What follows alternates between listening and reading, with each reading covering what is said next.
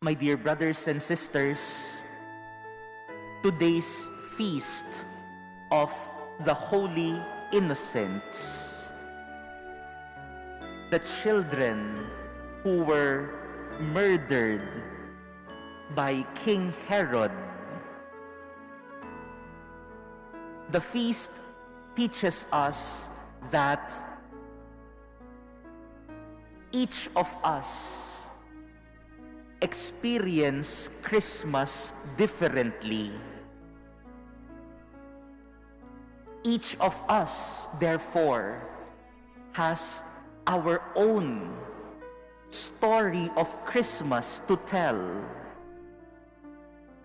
Ang kapistahan po ngayon ng mga tinatawag nating niños inocentes, ang mga batang pinaslang ni Haring Herodes, nagtuturo sa atin na iba't iba tayo ng karanasan ng Pasko. Kanya-kanya tayo, may sariling karanasan, may sariling kwento, paano natin naranasan ang Pasko. For these innocent children who were murdered, they experienced Christmas. In fact, the first Christmas, they experienced it with suffering and trial. And so Christmas for them is not a story of Noche Buena. Christmas for them is not a story of Christmas trees and lights. Christmas for them was trial and suffering. That is their own story of Christmas. And I know, my dear brothers and sisters, even until now, we still have different stories of Christmas.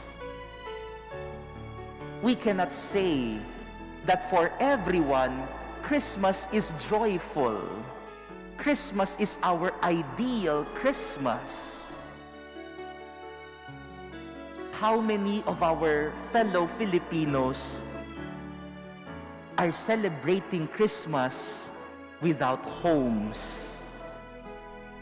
Because of the recent typhoon, thousands are celebrating Christmas without a proper home, a proper Noche Buena maybe, unlike some of us. Perhaps some of our fellow Filipinos are celebrating Christmas for the first time without a loved one because someone died in the family because of COVID-19. What a different Christmas it may be for them. Some of us may be celebrating Christmas without a proper job. Mga nawalan ng trabaho. Baka hindi man lang sila nakapagdiwang ng Pasko ng maayos dahil walang hanap buhay. Ano kaya ang kwento ng Pasko nila? Ano kaya ang karanasan ng kanilang Pasko ngayong taon na ito? My dear brothers and sisters, even now, there are innocent children who suffer even during Christmas time. Just yesterday, there was a news in Myanmar that innocent women and children were killed on this time of Christmas. Different stories of Christmas. Let us be aware of this, my dear brothers and sisters. Maybe we picture Christmas always as something like this picture in front of us. But let us be reminded that each of us has our own story to tell, our own Christmas story, our own Christmas experience.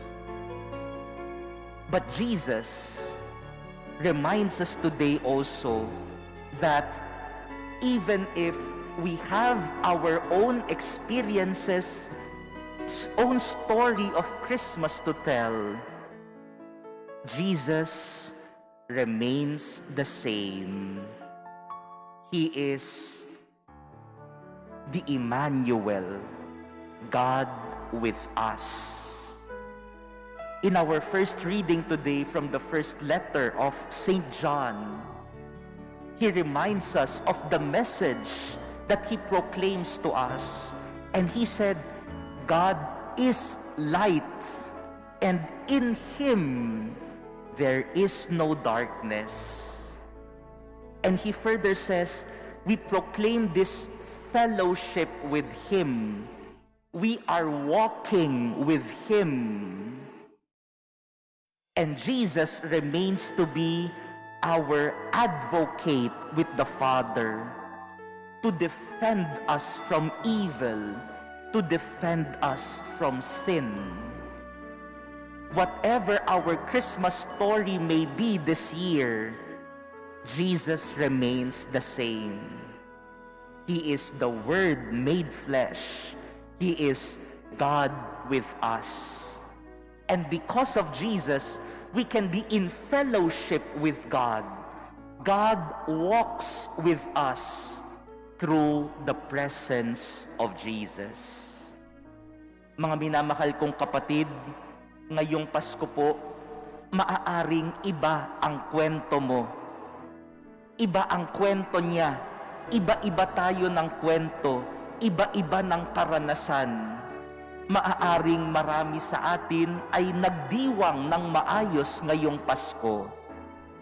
Pero alalahanin din natin, marami rin sa atin ang nagdiwang ng kakaibang Pasko. Maaaring lumuluha, maaaring malungkot at hindi nakauwi sa kanilang pamilya. Marami, iba-iba ang karanasan ng Pasko. Iba-iba ang kwento ng Pasko. Pero tandaan natin, anuman ang pinagdaanan mo at kwento ng iyong pamilya ngayong Pasko, hindi nagbabago si Jesus. Siya pa rin ang Emmanuel, ang Diyos na kapiling natin.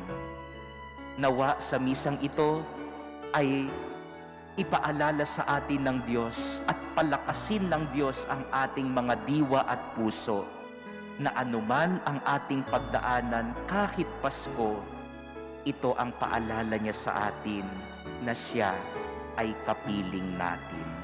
Amen.